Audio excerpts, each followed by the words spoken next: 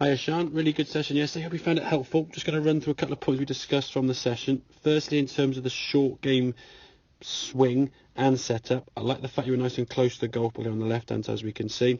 Just got to try and make sure you just favour that weight onto that left side a little bit more, as you can see on the right hand side. Just a little bit of a lean there with the lower half, specifically the knees going forward, keeping your hips and everything nice and level as normal. We're not tilting our spine, just sliding the knees just to put a bit more weight now on that front foot.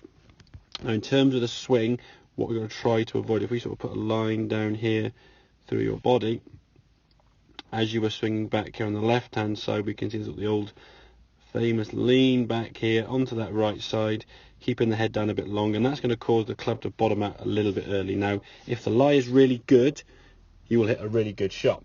If the lie isn't so good, you will then fall bottom the club out a little bit early, hit the ground behind the golf ball, and either top it or hit the ball fat and just knock it just in front of you. Okay, so we can work on that body position, getting yourself a bit more over the golf ball now. So your low point of the golf swing now is going to be after the golf ball. If we watch here now, when you put the foot back, kind of give an indication you can't really now lean back as you come back to the golf ball. There's a slight lean back there, as you can see, and the body now is a bit more over the golf ball there at impact. That's going to give you a much more consistent strike.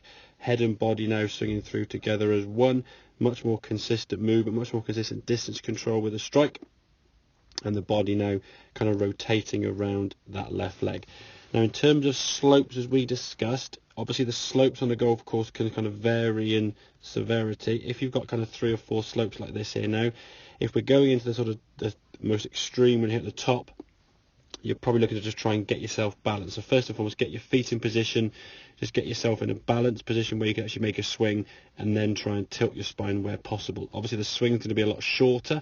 You may need to adjust the loft accordingly. So if you're playing a shot off a slope like this, where it's quite steep, you're not going to need that much loft, because if you had 56 degrees of loft on here now, the ball's going pretty much up in the air, so you might need a less lofted club like a 9 or a wedge.